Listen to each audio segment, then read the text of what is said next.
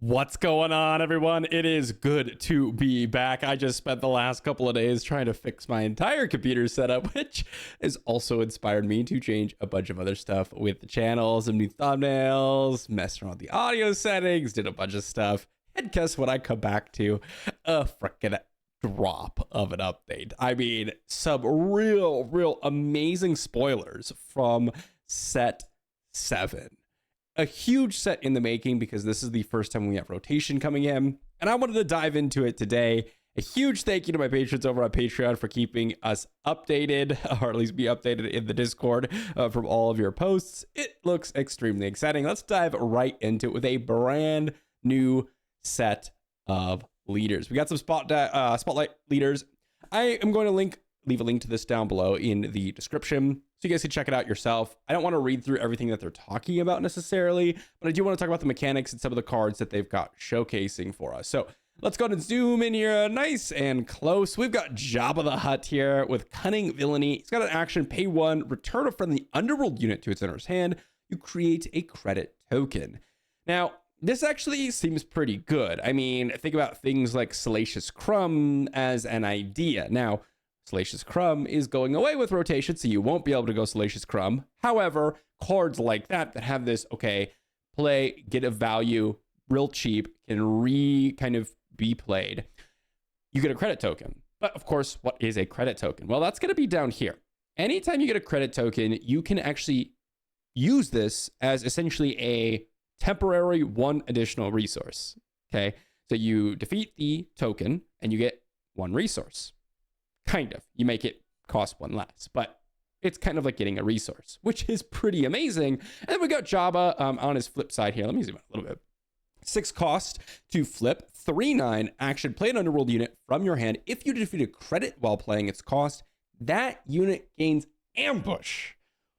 Whoo, is that incredibly powerful? You spend your entire early portion of the game getting you 2 additional resources, maybe cheating on some costs.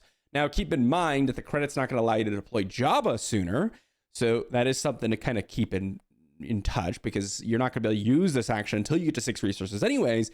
But maybe you drop, maybe you're playing command, right? And let's just say, for the sake of this, example, because I know we're not going to have these cards since rotation's coming, but you just drop like, I don't know, something like a Maul or Vader. I mean, it's got ambush already, but Reinforcement Walker, right? You deploy Jabba, you got 2 credit tokens at that time. You get some sort of ambush. Again, not an underworld card, not something that we're going to have during rotation. I get it. I know. But cards like that that have some amazing when deployed, when attack triggers, this could be incredibly powerful. And seeing as it's a spotlight leader, I'm expecting some cards that are really going to work with Jabba. And we're going to kind of highlight them here. Well, new Salacious Crumb. We get a 1 cost ground unit, 0/2 with raid 2. If you could control Jabba the Hutt, this unit enters play ready. This is actually pretty incredible. Because if you think about this, right, this can be played multiple times. Like, you play this for 1 resource, you attack for 2, you bounce it with Jabba, you get a credit token. You can literally play this guy for free again, right? So you can attack for 4 in 1 turn. But also, it's just a 1 resource, get a little bit of value, generate a credit token for you, if you want that to be one of your options. That is insane. That is really cool. I'm excited for this guy. Obviously, something that could be very relevant if Jabba is something that might be a little bit more aggressive. It also work with any other Jabbas that we may have. For example, if we're playing Jabba Yellow from this more recent set, potentially could be something that you want to be doing. We also have unmarked credits, 1 cost event, Cunning, just create a credit token. Nothing too crazy. I mean, I think this like investment in future resources makes a lot of sense for Cunning, right? We see this in like Magic the Gathering. Like, green has traditional ramp.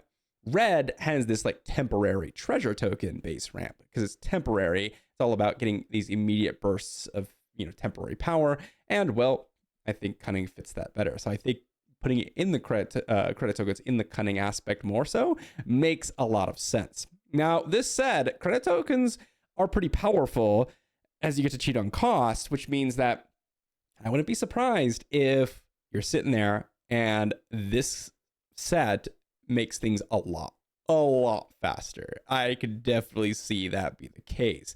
Credit tokens are delving into the more combo-esque style of card games. I will just forewarn you all immediately. As we go down, we also have a new green base, Great Pit of Carcoon. Epic action, discard a unit from your hand, search your deck for a card named the Sarlacc of Carcoon, reveal it, and draw it. So you basically just guarantee yourself that specific card. I don't think we have seen it. Okay, it's just below. Before we dive into that, we've got Jabba's Rancor, 7 cost ground unit in Cunning Villainy, 7/7 hidden, and on attack, an opponent chooses a ground unit they control. You may deal 7 damage to that unit. I mean, this is a perfect example of what I was talking about earlier, where this is an Underworld card. You, let's say, flip Jabba, you've got at least 1 credit token. You can now play this Jabba's Rancor on the same turn that Jabba deploys. If you have 1 credit token, because you spend it, makes it cheaper. Jabba requires a credit token, and then boom, you're suddenly ambushing a 7/7, right? Now, here's the thing with this. Okay, you have to choose an attack target for Jabba's Rancor. Then your opponent may choose a ground unit they control. So it's not as powerful as it might look, but cards like this. I mean, this is a 7 resource, 7/7, basically shoot first type of effect, right? Ambushing. It's pretty good. And if you're able to attack better at the base, it's even better. It's even better. Then we have the Sarlacc of Carcoon. It's 8 resource ground unit, 8/9 on attack. Put a unit from your discard pile on the bottom of your deck. Deal damage equal to that unit's power to an enemy ground unit. Of course, this is perfectly synergistic with the base, right? You discard a big unit from your hand. You get to pick up this Sarlacc of Carcoon, and then you get to go out and play this. Now, it does have on attack. It's not an Underworld card, which means you couldn't like combo this with Jabba, for example. But, you know, maybe you can ambush this out, and then you can prep, you know, hit for 8 on 1 unit, and then hit for another 7, 6, whatever with another unit because you discarded it from your hand. Kind of an interesting combo. I think this base is cool. I don't think it's very good, but we will find out very, very quickly. Next up, we've got Leia Organa. Very, very amazing Leia art, I just want to say. I mean, this is like the coolest looking Leia so far. Command Heroism action, 2 resources for this phase, give a unit +1/+1 for each different aspect it has. Now, this is really, really interesting. We'll see this later on, but they are introducing cards with multiple aspects. So like aggression, vigilance. It's also, I'm sure, going to count heroism and villainy. So like you could have up to like 3 so far as I've seen. So pay 2 resources, give something +3/+3 could potentially be pretty strong. We have a 5 to deploy 2/2. Now, before we go up in arms, when deployed, you choose a unit, give an experience token to that unit for each different aspect among units you control. So, for example, if you are playing a traditional deck, like let's say you're playing a 3-aspect deck, command, aggression, heroism. As an example, because that's very, very common in heroism, you play Leia. She's a 5/5 if you have a command unit and an aggression unit. So you just have to have an aggression unit, really, because Leia herself is going to be a command heroism unit. She's going to become a 5/5. 5/5 of the overwhelm.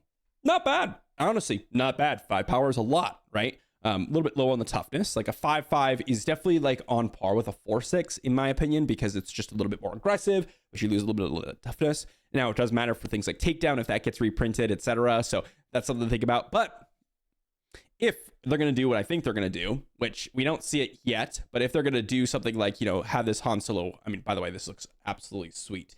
You have vigilance command and the way the card art. Ooh. Anyways. The Leia here, if we're going to have bases that potentially give you multiple aspects, like you could play 4 aspects in your deck. So you have command, like vigilance, aggression in your base, and you get 4. This could be a 5 resource 6/6, which is insane, right? So I think there's a lot of potential with this card. I think the 2 action can be very good, especially if Leia's dead and you're trying to push in a little bit of extra damage. But then we get to dive into some other cards, like this Han Solo, 1 cost of vigilance command, 1/1 rebel, shielded, and on attack, give an experience token to this unit. This card looks great, to be honest. He comes down, is shielded, so it's hard to deal with him. He gets an attack in, immediately is a 2/2. Next attack is a 3/3, next attack is a 4/4. This gets out of hand extremely quickly. This guy looks amazing. It's one resource, guys. It's one resource. And then on the next turn, if you attack with it, it's a 2/2 shielded. Now, because it's one resource, it's highly unlikely that you'll have the initiative. But even so, I mean, this scales super, super quickly. Super, super quickly. And this looks amazing. It's got the Rebel tag, which I'm sure is going to be relevant. So I'm excited about this one. And also, again, it reminds me of like some old card games that I've played where you have the dual color border and it looks amazing. Absolutely huge fan. We've got R2-D2 as the next one. Another R2, 2-cost ground unit in Command Heroism. It's a 1/3. When played, search the top 5 cards of your deck for a unit that shares an aspect with a friendly unit, reveal it, and draw it. This one looks a lot weaker. You know, this is kind of like the Mon Mothma of the world. Except this one could potentially be even harder to pull off because, you know, you may not share an aspect with a card that you're using. So I'm excited about R2 in terms of like maybe we could get some value brewing, but kind of like a Mon Mothma level card, not super particularly exciting. Next movie, I got Jaunty Light Freighter, 4-cost space unit in Command Heroism. It's a 1/1. When played, give an experience token to this unit for each different aspect among units you control. So again, this is a 4/4, 4 resource 3/3 baseline. Right, that's like baseline because it's going to count its own Command Heroism. If you have like another Vigilance card or whatever, it's a 4/4 for 4. So that's not unlikely. 4/4 for 4 seems very likely, right? Like you playing an aggression command deck and you got an aggression card on the board, you play this as a 4/4 for 4. Not particularly exciting. However, maybe if you have multiple aspects, this gets bigger and bigger and bigger. It's really, are we going to see a dual aspect base? That's what I'm curious about these types of cards. Because to be honest, a 5/5 for Leia with Overwhelm, not insane, but seems decent. And this Jaunty Light Freighter doesn't seem all that great. Anyways, here is kind of where we get some exciting differences. The base, okay? Epic action, play a card from your hand, ignoring one of its Vigilance, Command, Aggression, or Cunning aspect penalties. So you basically get a one-time trigger of being able to play one card out of your aspects. Very, very interesting. Not potential. I don't think it's very strong, right? You're losing 3 HP on your base to put cards in your deck that only work one time. It's kind of risky because you really want to draw those cards for Daimyo's Palace. Otherwise, you're playing a 3 less HP base for no reason. But then if you have a lot of those cards to make sure you're able to use it, then if you draw all those cards, you're playing aspect penalties. So I'm not really convinced by it, but I like the creativity on this. I mean, this is so, so cool. I really wish you could do like a 3 epic action, you know, you can use this 3 times per game, like the Mystic Monastery. I think that would have been very, very interesting. I think this is just being a one-time deal, you know, is going to be a little bit weaker. But very, very cool. And then here is another card as an example of the dual aspect here. Zeb Aurelios, 5-cost ground unit in Vigilance Aggression, 4/4 with Sentinel. And when played, you may deal 3 damage to a ground unit. If you control a Command or Cunning unit, you deal 5 damage to that unit instead. So actually pretty powerful when played. I mean, this guy is strong, especially if you're able to do 5 damage. I mean, this is a 5 resource 4/4 Citadel that comes down to deals 5 damage to something. That seems pretty good.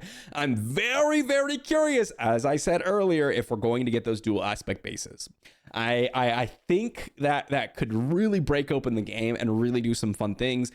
We're going to have a major meta shift when the set 7 comes out, just because it's going to introduce rotation.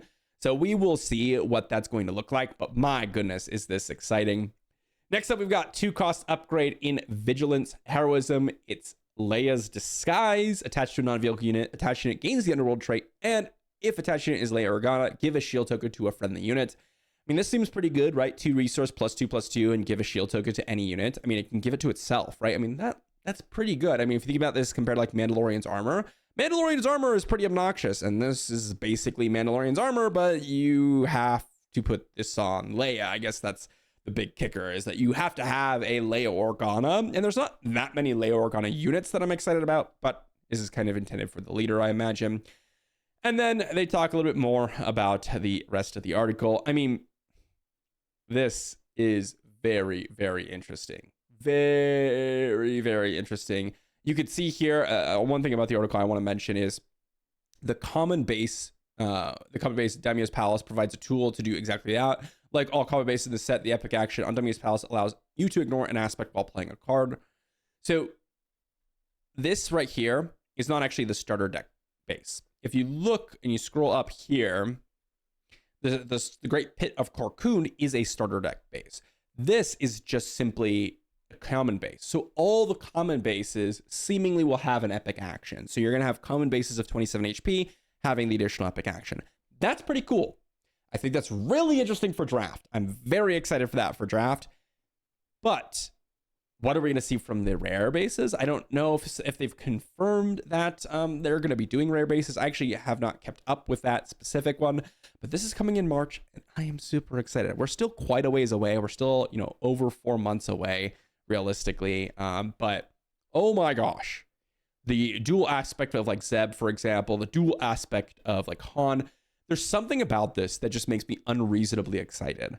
And more so than anything, it's rotation time. I mean, this set is going to break open the whole game because we have been playing the game with set 1 cards in the entirety of the existence of Star Wars. And we're not going to have set 1 cards when this set comes out. So, I mean, if nothing else, like the shakeups that they're doing in this set is really exciting because they're going to be impactful because of the massive amount of cards that are leaving this set. I'm very curious to hear what you all have to say, guys. Again, I will leave a link to this down below. Read it yourself. Check it out. Check out the cards. Let me know what you think. Oh my gosh. It is a horrible time for my computer to die because I should have been making a video on this immediately. Oh my gosh, am I so excited. Thanks for watching, everyone. Again, if you guys are a longtime viewer of the channel, let me know what you think. I adjusted the camera settings. I adjusted the auto settings a little bit. The audio settings should be better. Just straight up, but I'm not sure what you guys think about the camera settings and everything else. If you guys have noticed any differences, let me know. I'm just curious because I spent a lot of time. I couldn't recover all my files, so I just kind of ended up doing my whatever and changing a few things. But oh my gosh, I'm so excited about this set. I'm so excited. You got new upgrades to the computer. Oh, this is a great time. I'll see you all for the next one.